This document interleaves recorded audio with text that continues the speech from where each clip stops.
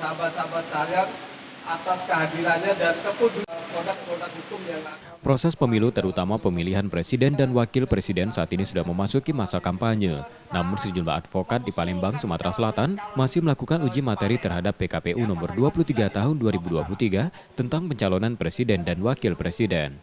Penggugat menyebut bernama Amunisi Peduli, kepanjangan dari Aliansi Advokat Muda Sriwijaya. Hal itu terungkap dari diskusi publik yang digelar mereka jelang persidangan uji materi yang salah satu termohonnya Hasyim Asyhari, Ketua KPU RI. Pengujian PKPU yang salah satunya mengatur calon presiden dan wakil presiden bisa berusia di bawah 40 tahun, asalkan pernah menduduki jabatan hasil pemilihan umum termasuk pemilihan kepala daerah.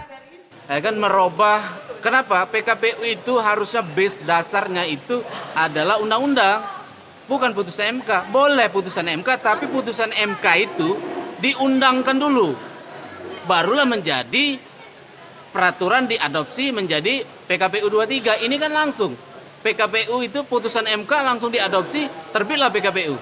Itu yang siapapun diajak diskusi, ahli hukum itu keberatan akan itu.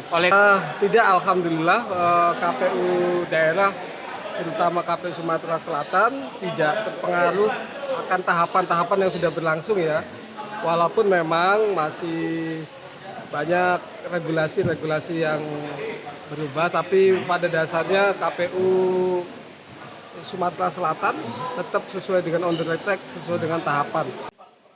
Perkara diterima MA dengan nomor registrasi 48 P/HUM/2023 dan MA dikabulkan sudah menunjuk hakim dalam uji materi tersebut.